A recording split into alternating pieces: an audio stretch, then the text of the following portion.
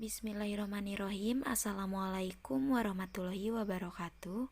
Kami dari kelompok 9 kelas B pada mata kuliah etnobiologi akan membahas mengenai materi selanjutnya, yaitu mengenai materi kearifan lokal masyarakat dalam menjaga keanekaragaman hayati. Adapun anggota dari kelompok kami yaitu terdiri dari 4 orang. Yang pertama ada Wulan Hopipa Nopianti, kemudian yang kedua ada Eis Rahmawati, yang ketiga ada Gita Restuhati, dan yang keempat Susi Pertiwi. Adapun materi yang akan dibahas pada pertemuan kali ini yaitu yang pertama mengenai etnoekologi, kearifan lokal dan keanekaragaman hayati. Yang kedua, sumber daya tradisional dan manajemen lingkungan. Yang ketiga, pemanfaatan asli keanekaragaman hayati dan ekosistem tropis. Yang keempat, konservasi etnobiologi dan keanekaragaman hayati. Dan yang terakhir, studi kognitif etnobiologi dan apa yang dapat kita pelajari dari interaksi manusia dengan lingkungannya. Untuk yang pertama yang akan kita bahas yaitu mengenai etnoekologi, kearifan lokal dan juga keanekaragaman hayati. Etnoekologi memiliki asal yang kompleks mulai dari pertimbangan pemahaman budaya tentang hubungan antar organisme hingga pada penggunaan untuk pengembangan komunitas dan pengelolaan sumber daya. Nah, pengetahuan tentang ekologi tradisional seringkali berakar pada konsep ekosistem. Ekosistem akan mengalami perubahan secara terus-menerus karena adanya interaksi dan juga adaptasi antara manusia dan alam dengan budaya dan lingkungan sosialnya.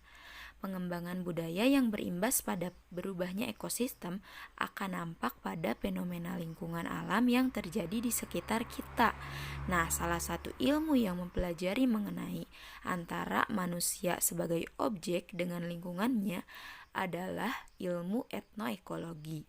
Daerah pemukiman, pertanian, industri, dan lain sebagainya adalah contoh ekosistem ekologis yang terbentuk dari hasil interaksi antara manusia dengan lingkungannya. Selanjutnya adalah landscape dan etnoekologi. Nah, landscape adalah representasi spasial yang muncul dari hubungan timbal balik antara sosial, budaya, dan juga biofisik, dan dengan demikian merupakan konsep yang berguna dalam analisis sosial ekologi atau biokultural. Nah, representasi landscape mencerminkan konsepsi budaya alam dan terletak dalam konteks budaya, lingkungan, dan juga sejarah. Seperti yang ditulis Humphrey pada tahun 2001, bahwa landscape digunakan untuk merujuk pada makna oleh masyarakat lokal terhadap lingkungan budaya. Nah, secara keseluruhan, landscape mengekspresikan kesatuan yang muncul dari interaksi antara morfologi fisik suatu wilayah yang berbatas dengan nilai, adat istiadat, dan juga praktik suatu masyarakat. Nah, bentang alam ataupun landscape adalah hubungan antara hukum adat dan identitas budaya. Sebuah landscape mencakup berbagai fitur yang berbeda seperti ladang pertanian, gunung atau bukit, tempat tinggal, dan makhluk hidup di daerah tersebut. Untuk selanjutnya, menata pendekatan untuk penelitian dalam etnoekologi landscape. Nah, ahli etnoekologi Meksiko, Victor Toledo, merumuskan pendekatan etnoekologi. Dia menuliskan, etnoekologi dapat didefinisikan sebagai pendekatan interdisipliner yang mengeksplorasi bagaimana alam dilihat oleh kelompok manusia melalui layar kepercayaan dan juga pengetahuan, dan bagaimana manusia menggunakan citra mereka untuk memperoleh dan juga mengelola sumber daya alam. Jadi, dengan berfokus pada kosmos ataupun sistem kepercayaan atau kosmofisi, kemudian seluruh pembendaharaan pengetahuan, dan juga seperangkat praktik. Selanjutnya ada kearifan lokal. Nah, masyarakat masih memiliki kepercayaan yang masih berhubungan dengan keyakinan terhadap kepercayaan leluhur. Kearifan lokal merupakan pengetahuan lokal yang digunakan oleh masyarakat untuk bertahan hidup dalam suatu lingkungan yang menyatu dengan sistem kepercayaan, norma, budaya, dan diekspresikan dalam tradisi dan juga mitos yang dianut dalam jangka waktu yang lama. Kearifan ekologi merupakan adaptasi kultural yang diajarkan dari generasi ke generasi yang lain yang dinamik mengikuti perubahan yang terjadi di lingkungan sekitarnya. Kearifan lokal dalam menjaga keanekaragaman hayati ini tidak hanya dilakukan oleh masyarakat yang menggantungkan hidupnya dari sumber daya yang ada di darat saja, tetapi masyarakat pesisir pun memiliki kebijakan setempat dalam upaya konservasi ekosistemnya. Nah, sebagai contoh, di negara Tanzania, penduduk pesisir yang memiliki kepercayaan bahwa terumbu karang dijaga oleh suatu roh-roh jahat sehingga penduduk tidak berani untuk menangkap ikan secara sembarangan di area ataupun di daerah tersebut. Nah, kepercayaan ini tentunya membantu dalam proses konservasi habitat ataupun di lingkungan sekitarnya di pantai tersebut untuk pemeliharaan biota-biota laut yang ada di sana.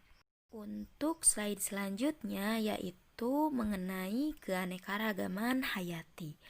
Nah, keanekaragaman hayati mencakup semua bentuk kehidupan yang mencakup keragaman gen, kemudian keragaman spesies tumbuhan, hewan, dan juga mikroorganisme ekosistem dan proses-proses ekologi di dalamnya.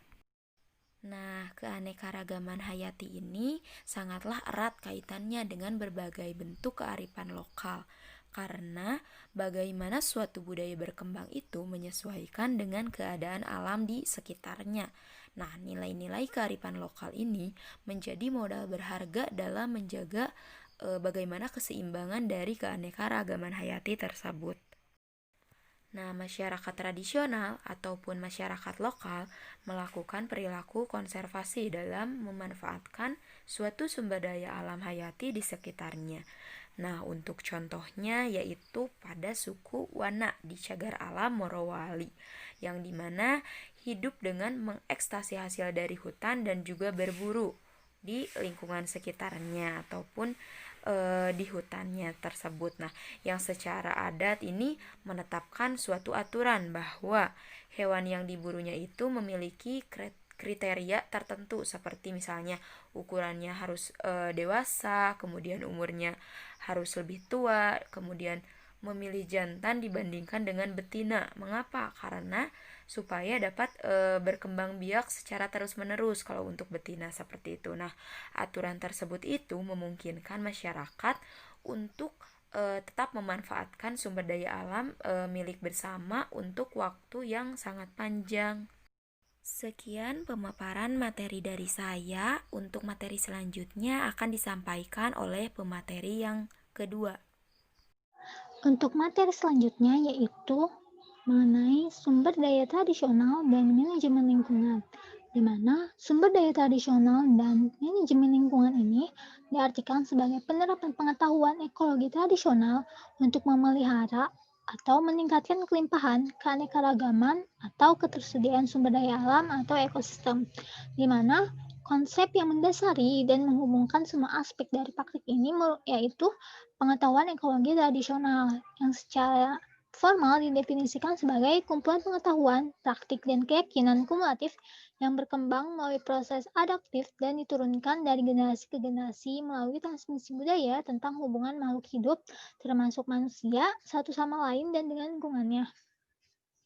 Pengetahuan ekologi tradisional biasanya mengacu pada pengetahuan yang dimiliki oleh orang non-industri yang mengamati dan berpartisipasi setiap hari dalam cara kerja lingkungan mereka, namun juga dapat diterapkan pada pengetahuan ekologi yang dimiliki oleh masyarakat lokal yang merupakan petani dan peternak modern. Pengetahuan ekologi tentang lingkungan tertentu dan sumber dayanya menjadi dasar sistem pengelolaan sumber daya tradisional. Selanjutnya, dalam perspektif yang lebih terintegrasi ini, interaksi dengan alam misalnya mengelola sumber daya tidak dapat dengan mudah dipisahkan dari keyakinan dan praktik budaya.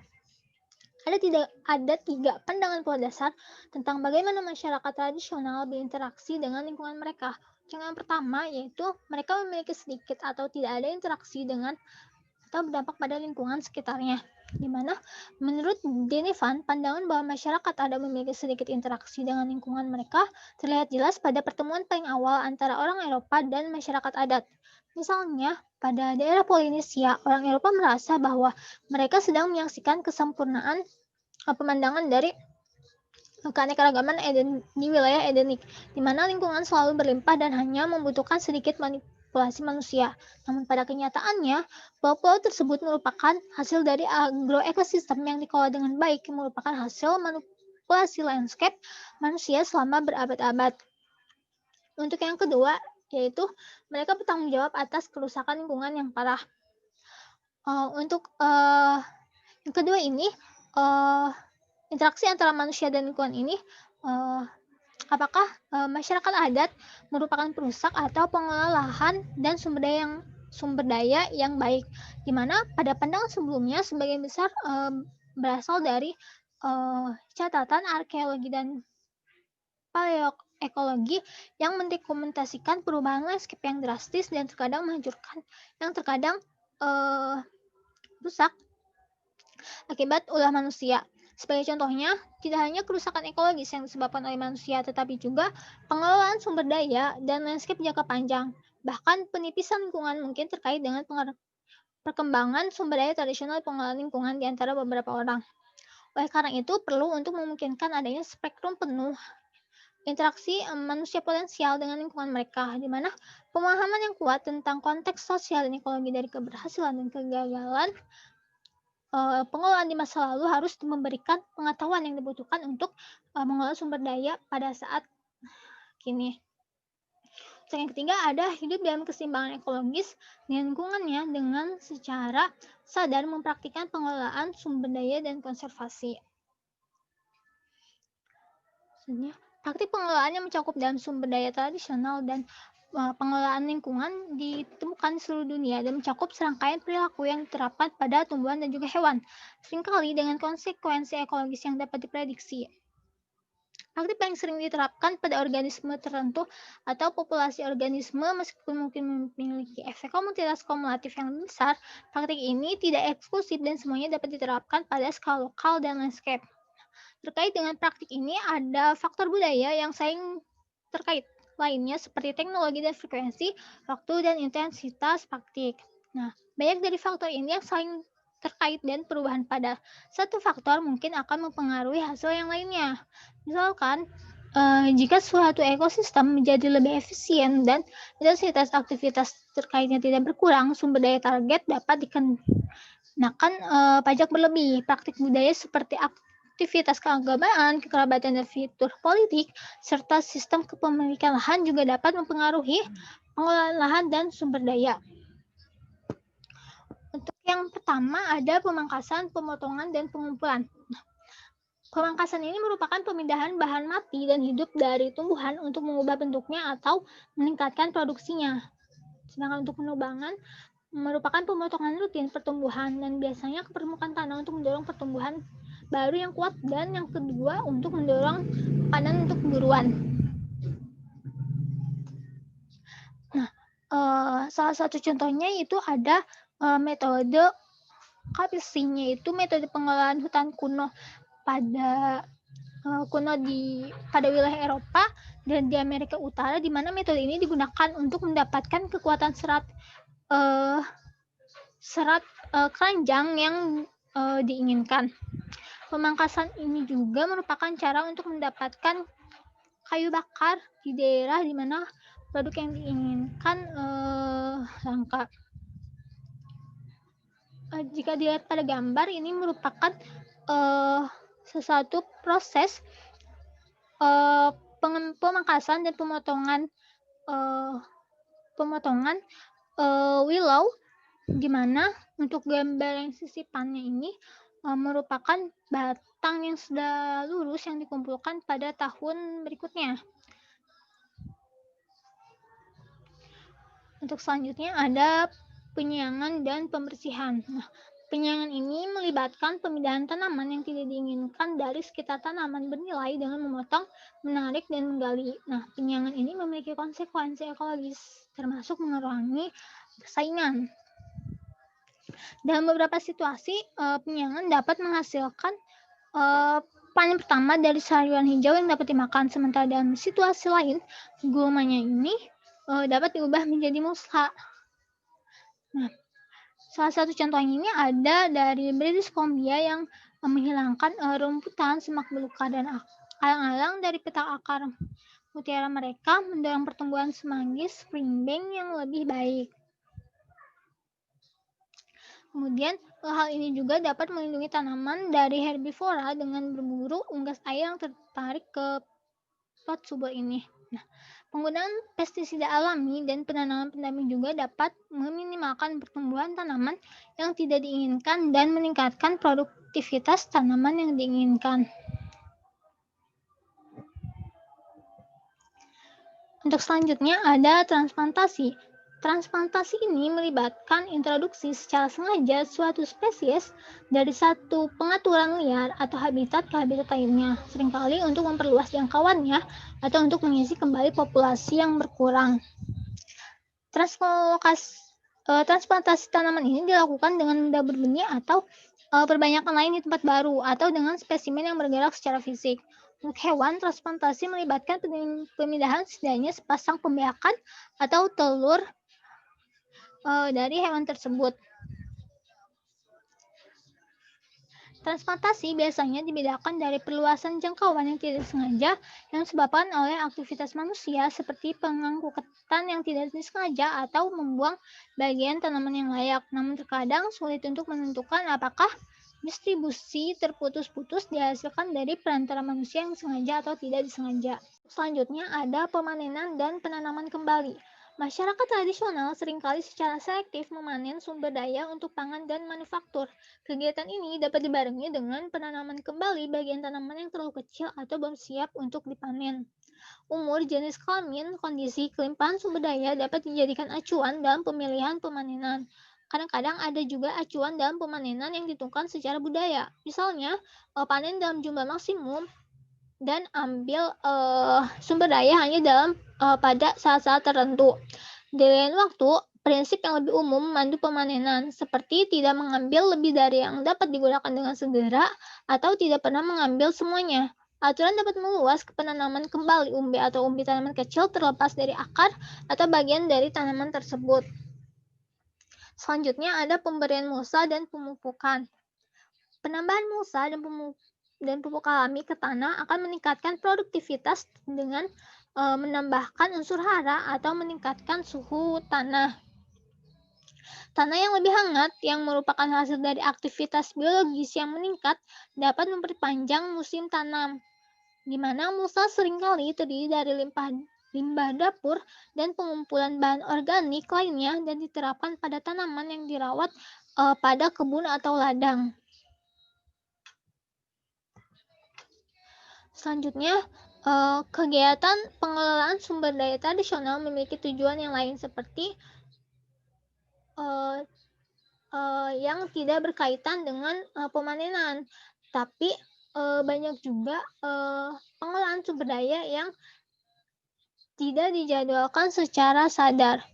Misalnya, pada masyarakat Timisa, mereka memantau adanya kicau burung, mencari bibit baru, dan memeriksa anak hewan sebagai tanda kesehatan lingkungan, di mana ketika panen langka mereka seperti pada kebanyakan masyarakat tradisional akan lebih memilih mencari penyebab internal dari masalah tersebut, seperti adanya pelanggaran aturan agama atau sosial daripada penjelasan secara eksternal. Saat ini berbagai konteks sosial dan ekologi akan mempengaruhi apakah interaksi manusia dengan lingkungannya bertanggung jawab atau dapat berlangsung secara positif tanpa menimbulkan dampak negatif bagi lingkungan. Contoh dari masa lalu dan sekarang, banyak contoh di mana kerugian dari eksploitasi sumber daya melebihi manfaat positif dari pemanfaatan lingkungan. Dalam beberapa kasus, pembatasan pengelolaan oleh pihak pemerintah bertanggung jawab untuk mencegah orang menerapkan pengetahuan ekologi pada pengelolaan yang merugikan lingkungan. Namun, dalam kasus lain, pengelolaan secara tradisional ini tidak berfungsi lagi dikarenakan adanya perubahan lingkungan, populasi atau teknologi atau pengelolaan sumber daya secara lingkungan ini telah dilupakan karena modernisasi. Namun, di banyak masyarakat lainnya, pengetahuan ekologi, seperti itu sangat, hidup dan orang-orang berusaha untuk mempraktikkannya kembali.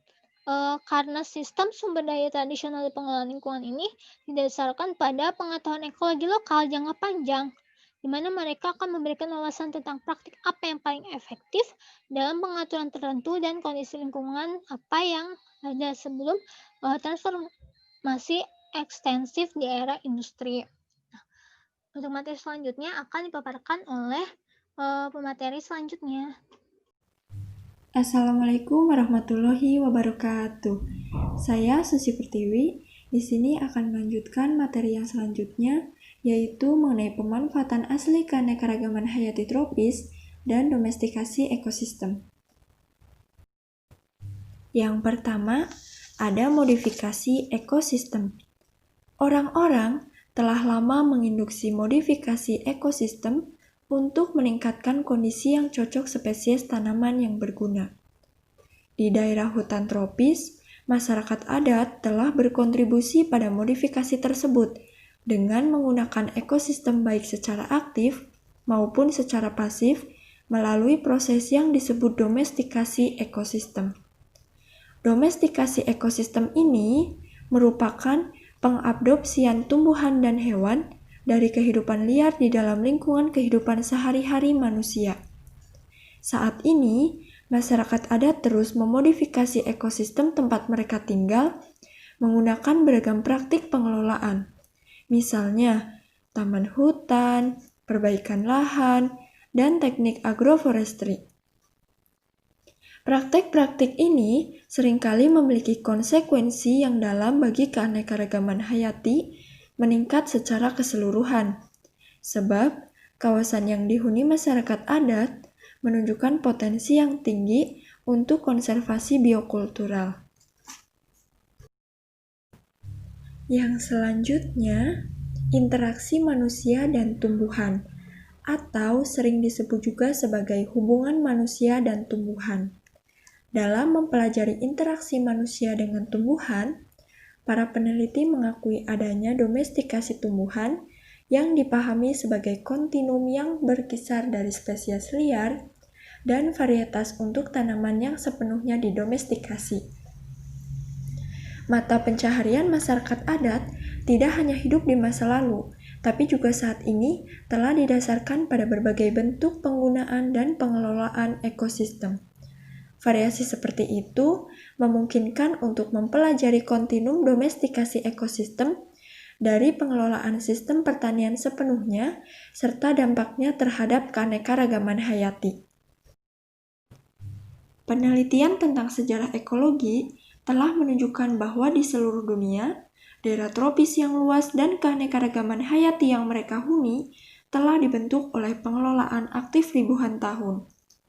Contohnya, di Amazon, masyarakat adat masa lalu membangun pekerjaan tanah seperti kanal, parit, dan ladang untuk pertanian.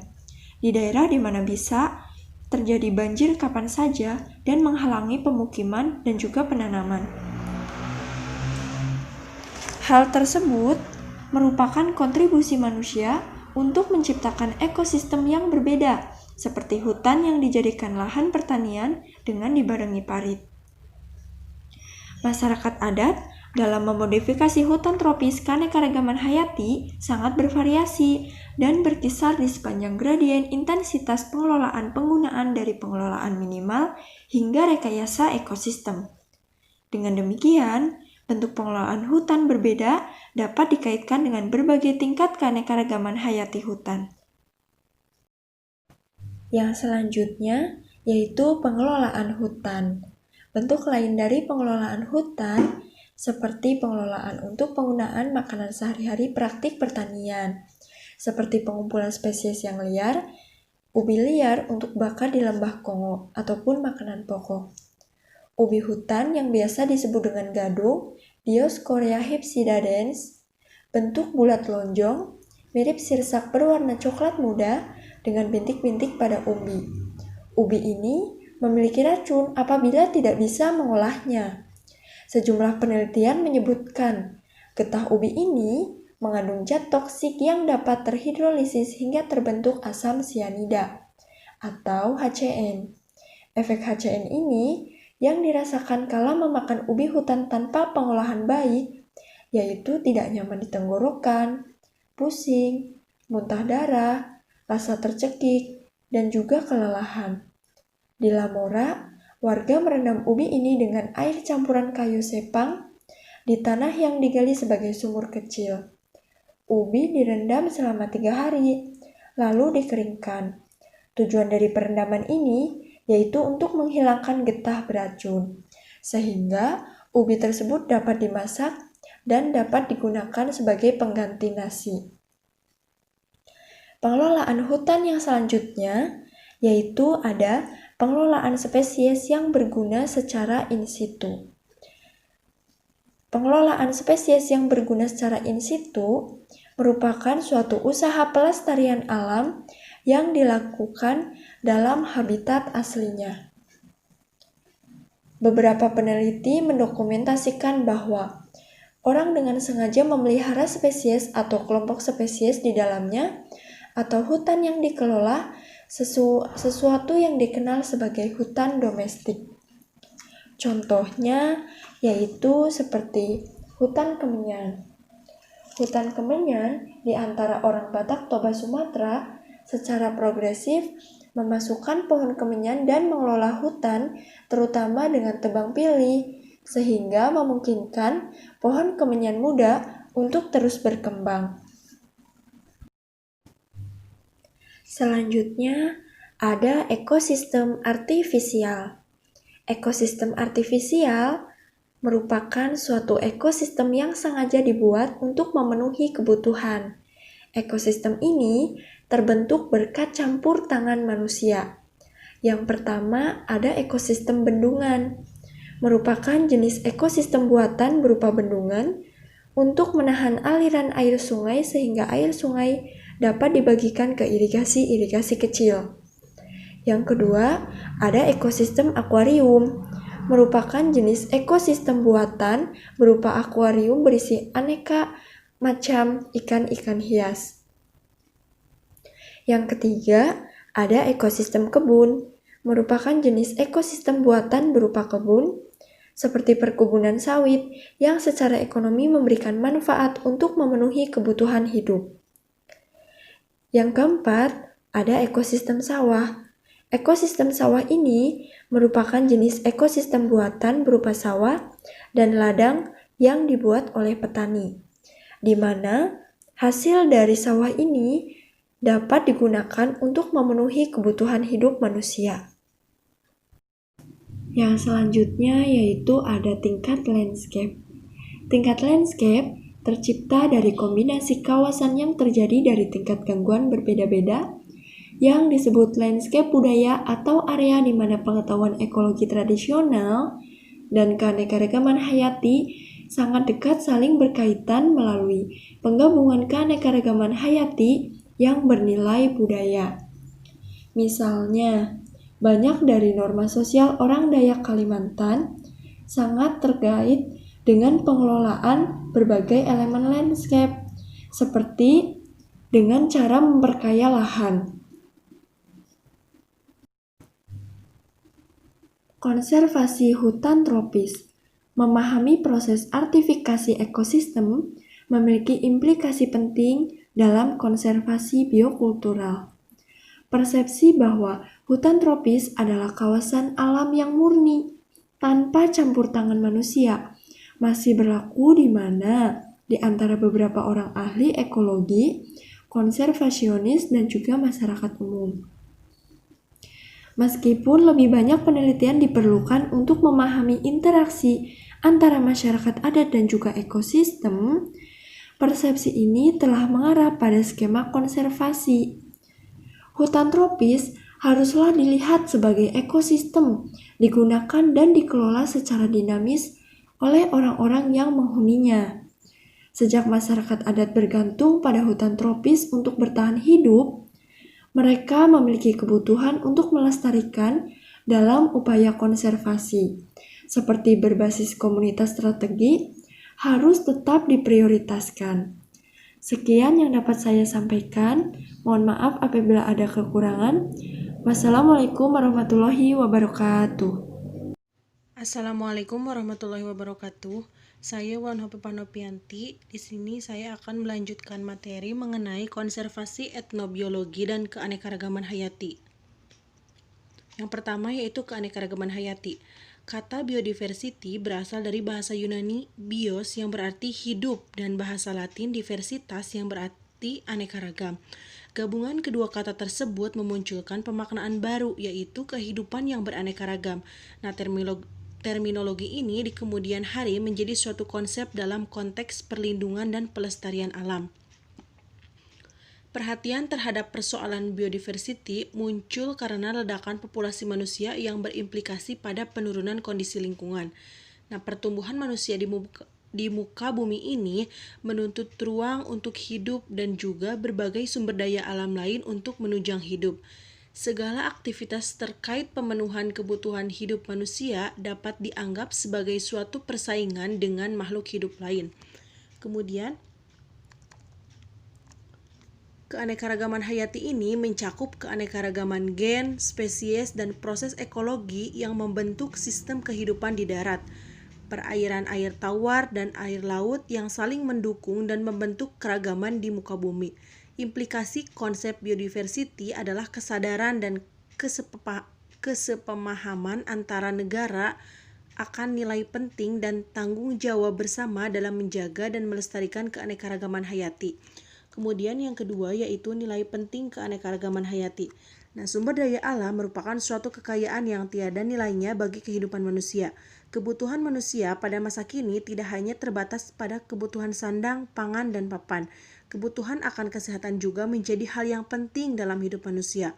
Nah, semua kebutuhan manusia ini disediakan oleh alam. Dengan kata lain, manusia bergantung pada alam, sementara alam itu sendiri terbentuk dari susunan hubungan saling ketergantungan antara elemen satu dengan yang lainnya yang sangat kompleks. Nah, hubungan yang terjalin antar elemen ini adalah saling mempengaruhi sehingga arus energi mengarah pada struktur makanan, keanekaragaman biotik, dan daur material. Kehilangan atau ketidakseimbangan salah satu elemen saja pada mata rantai arus energi tersebut sudah tentu akan menyebabkan gangguan pada yang lain pada sistem yang lainnya. Yang ketiga yaitu keanekaragaman hayati dalam perspektif budaya lokal. Sementara dari perspektif budaya, konsep biodiversity tidak lepas dari faktor manusia yang memiliki tanggung jawab terhadap keberlangsungan keanekaragaman yang ada di muka bumi.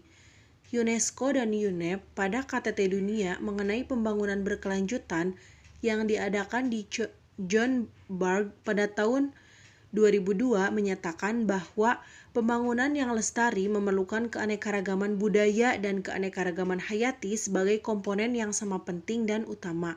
Nah, maksud dari pernyataan tersebut adalah untuk melindungi keanekaragaman hayati dan sekaligus menghargai dan mengakui hak dan peran masyarakat lokal sebagai agen utama yang menjaga dan membentuk keanekaragaman hayati. Kemudian, berbagai contoh dari praktik-praktik masyarakat lokal yang menerapkan aktivitas konservasi biodiversity dapat dijumpai di seluruh belahan dunia. Yang pertama yaitu di negara Zimbabwe, Afrika Selatan, masyarakat yang tinggal di dekat hutan di sepanjang aliran sungai Musengzi percaya bahwa hutan yang ada di dekat pemukiman mereka adalah hutan keramat. Nah, di sini penduduk dilarang mengambil hasil hutan tanpa meminta izin melalui seorang pawang yang merupakan medium dari roh-roh yang tinggal di dalam hutan. Masyarakat setempat yakin bahwa roh leluhur mereka tinggal dalam hutan. Nah, roh-roh penduduk yang meninggal juga akan bergabung dengan leluhur mereka di hutan dalam wujud satwa liar. Kearifan lokal dalam menjaga keanekaragaman hayati ini tidak saja dilakukan oleh masyarakat yang menggantungkan hidupnya dari sumber daya alam yang ada di darat. masyarakat pesisir pun memiliki peran yang sama dalam mengkonservasi ekosistemnya. Sebagai contoh, di negara Tanzania, penduduk pesisir memiliki kepercayaan bahwa gugusan terumbu karang dijaga oleh roh-roh jahat sehingga mereka tidak berani sembarangan menangkap ikan di area tersebut.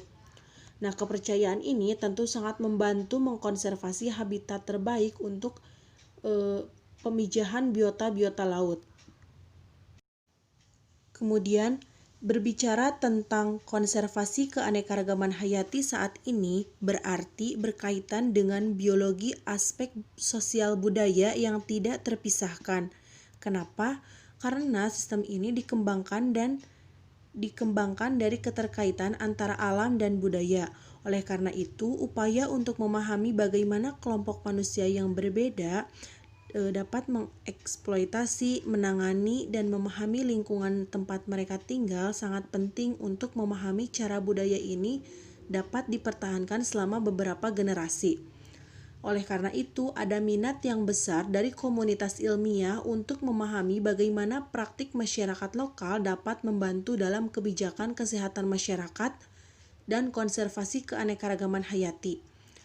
Kemudian, etnobiologi dalam konservasi keanekaragaman hayati. Yang pertama, etnobiologi muncul sebagai ilmu yang berusaha memahami pentingnya kearifan lokal, mengatasi berbagai tantangan sosial, di antaranya pelestarian keanekaragaman hayati. Nah, data dari penelitian etnobiologi dapat digunakan dalam pengambilan keputusan perencanaan, sehingga dapat menyertakan komunitas lokal sebagai pihak yang berkepentingan, sebisa mungkin berpartisipasi aktif dalam berbagai inisiatif untuk pelestarian lingkungannya sendiri, memeliharanya, misalnya tumbuhan dan hewan yang penting bagi mereka. Kemudian yang kedua, etnobiologi menonjol dalam hal ini karena menawarkan perspektif tentang hubungan antara orang dan lingkungan tempat mereka tinggal. Nah, banyak karya etnobiologi membantu memahami bagaimana populasi manusia bertahan hidup, mengelola, dan mengeksploitasi sumber daya di suatu daerah. Nah, pekerjaan ini mungkin berguna dalam perencanaan kebijakan dan pengelolaan konservasi strategi sumber daya alam. Nah, selain berusaha memasukkan kemauan orang-orang dalam pengembangan kebijakan pada pelestarian wilayahnya, etnobiologi juga mengidentifikasi ciri-ciri budaya yang secara tidak langsung menyatu dengan pemeliharaan keanekaragaman hayati. Nah, prinsip konservasi dapat ditemukan misalnya dalam mitos dan pantangan dari satu makanan, sehingga merasionalisasi penggunaan sumber daya alam. Beberapa orang menyatakan bahwa sumber daya akan habis jika tidak digunakan dengan benar. Quiros dan Van Andel pada tahun 2015 dalam sebuah penelitiannya yang melibatkan 2 orang masyarakat Afrika menemukan bahwa tumbuhan langka yang ada dalam daftar resmi IUCN yang dilindungi oleh pendukung dan pemuka agama. Mereka juga dianggap populasi langka, oleh karena itu menunjukkan adanya hubungan yang kuat antara tabu yang terkait dengan pembatasan penggunaan spesies ini dan niat untuk melestarikannya. Kemudian, pengetahuan tentang siklus biologis memungkinkan banyak budaya untuk mengeksploitasi sumber daya sesuai kapasitas alam dengan memperhatikan tingkah laku dan kebiasaan masing-masing spesies hewan dan tumbuhan. Sebagai contoh, yang pertama, studi kasus di Brazil bagian utara dengan para nelayan tentang kebiasaan makan ikan yang berada di Rio Negro. Nah, Rio Negro ini merupakan sungai berwarna hitam besar yang merupakan anak sungai Amazon. Nah, dalam sebuah studi ditemukan bahwa nelayan mengetahui bagaimana membedakan berbagai pola ekologi habitat perairan. Nah, beberapa juga diketahui oleh para ilmuwan dengan menerapkan pengetahuan ini dalam praktik mereka agar tidak menurunkan atau mengeksploitasi secara berlebihan habitat perairan. Kemudian yang kedua, contoh lain adalah dari suku Indian Tucano di Brazil Utara yang dipelajari oleh Cornella dan juga disebutkan oleh Primark yang memiliki pola makan ikan berdasarkan pengamatan ketat terhadap siklus hidup ikan di lingkungan itu. Nah, teknik dan praktek manajemen yang digunakan oleh beberapa penduduk lokal mungkin berkelanjutan secara ekologis dengan tetap menghormati kompleksitas dan sensitivitas ekosistem. Data yang diperoleh dari berbagai kelompok adat dapat memiliki implikasi yang serius untuk kebijakan konservasi. Nah, dari dua contoh tersebut dapat disimpulkan kearifan tradisi yang terkandung pada masing-masing budaya memang bersifat lokal. Namun, makna inti dari produk budaya tersebut memiliki benang merah yang sama, yaitu konservasi keanekaragaman hayati sebagai suatu nilai yang bersifat universal. Bahasa dan pendekatan yang dipergunakan sangat mungkin berbeda.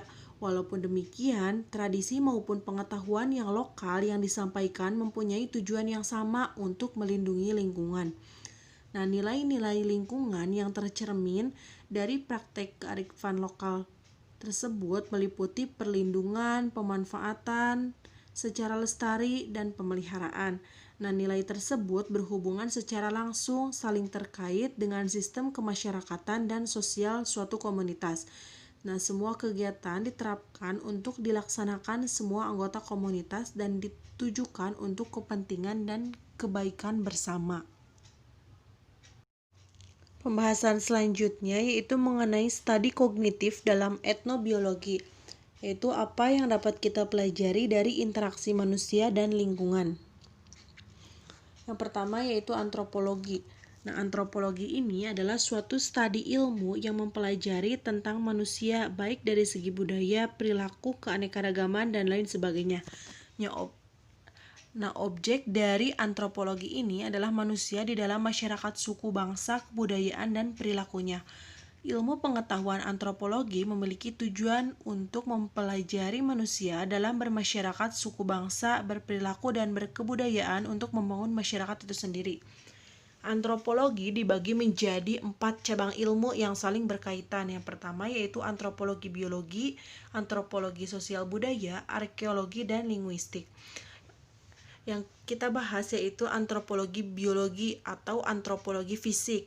Nah, antropologi fisik ini merupakan ilmu yang mempelajari manusia sebagai organisme biologis untuk melacak perkembangan manusia menurut evolusinya dan menyelidiki variasi biologisnya dalam berbagai jenis spesies. Nah, antropologi biologi ini dibagi lagi menjadi beberapa cabang ilmu, diantaranya yaitu ekologi manusia. Nah, ekologi manusia ini adalah studi tentang perilaku adaptasi manusia pada lingkungannya, yang meliputi mengumpulkan makanan dan reproduksi dengan perspektif ekologis dan evolusi. Nah, studi ekologi manusia ini disebut juga dengan studi adaptasi manusia atau studi tentang respon adaptif manusia, yang meliputi perkembangan fisik, fisiologi, dan genetik pada tekanan lingkungan dan variasinya. Kemudian, antropolog sebagai ilmuwan kognitif tertarik pada folkbiologi atau biologi rakyat. Nah, folkbiologi rakyat ini adalah studi kognitif tentang bagaimana orang mengklasifikasikan dan bernalar tentang dunia organik, di mana manusia mengklasifikasikan hewan dan tumbuhan ke dalam kelompok-kelompok yang mirip spesies. Nah, hubungan antara taksonomi rakyat dan klasifikasi ilmiah dapat membantu dalam memahami bagaimana teori evolusi berurusan dengan keteguhan yang tampak dari spesies umum dan proses organik yang berpusat pada mereka. Nah, antropolog tertarik pada folkbiologi ini karena 2 alasan. Yang pertama, kami bertanya bagaimana pemikiran manusia tentang lingkungan berkaitan dengan cara spesies kita bertindak terhadap lingkungan. Nah, penelitian dalam hal ini adalah area yang menghubungkan kerja kognitif dengan studi perilaku, manajemen sumber daya, dan konflik atas sumber daya. Kemudian penyelidikan lain yaitu mengenai mengeksplorasi akuisisi, transmisi, dan transformasi pengetahuan, mengeksplorasi pembelajaran anak-anak, lintas budaya, dan generasi dan hilangnya pengetahuan.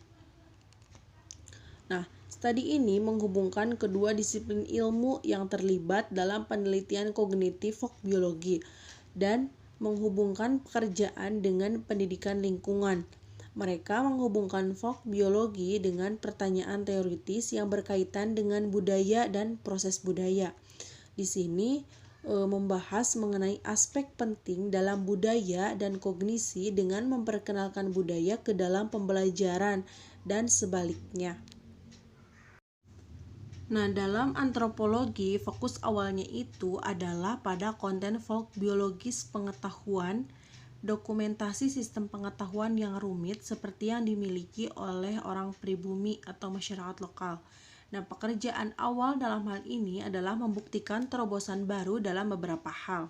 Yang pertama, menunjukkan perlunya penelitian interdisipliner dengan memasukkan ahli botani dan ahli zoologi menjadi proyek penelitian dalam skala besar. Kemudian yang kedua, yaitu penelitian menetapkan standar yang tinggi dalam hal pengumpulan data jangka panjang yang sistematis di lapangan. Nah, proyek ini menunjukkan bahwa rakyat sering memiliki pengetahuan biologi yang sebanding dengan pengetahuan biosaintifik.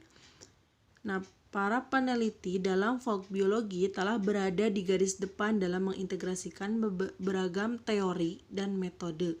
Metode etnografi tradisional bergabung dengan metode lapangan eksperimental dan teknik analisis khusus seperti model konsensus budaya, analisis residual persetujuan, dan analisis jaringan sosial.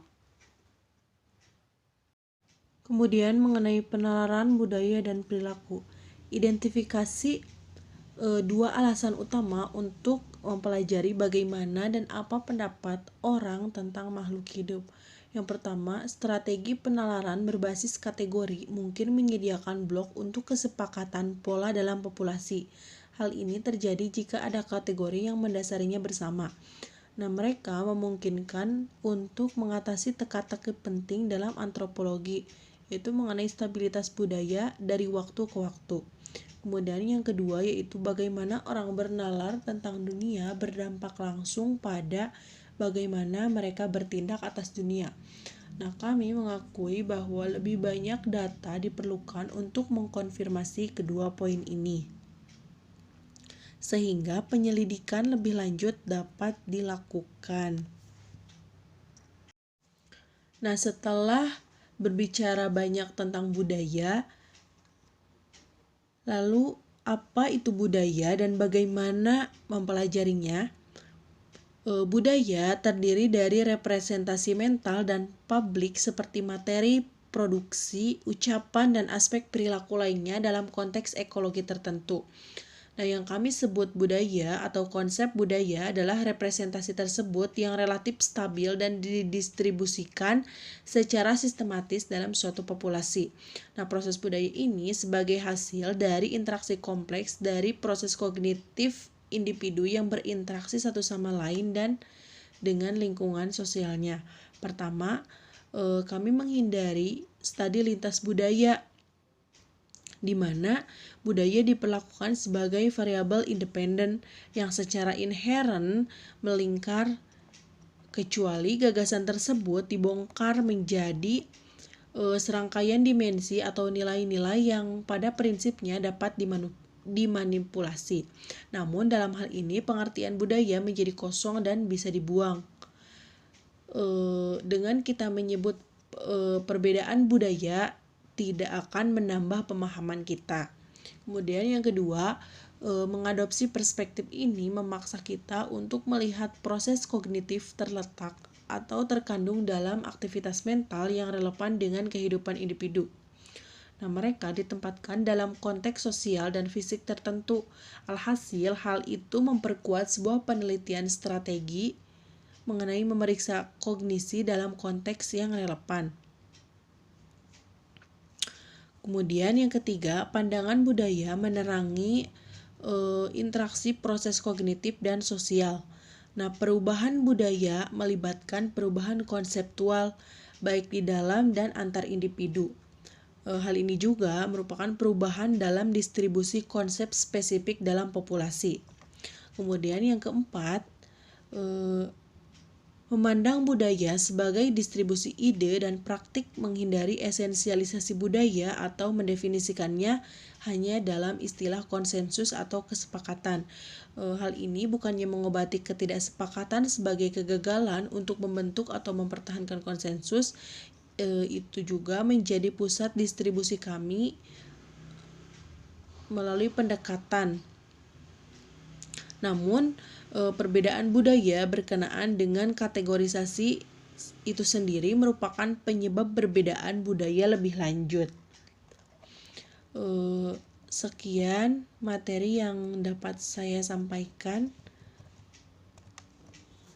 Assalamualaikum warahmatullahi wabarakatuh.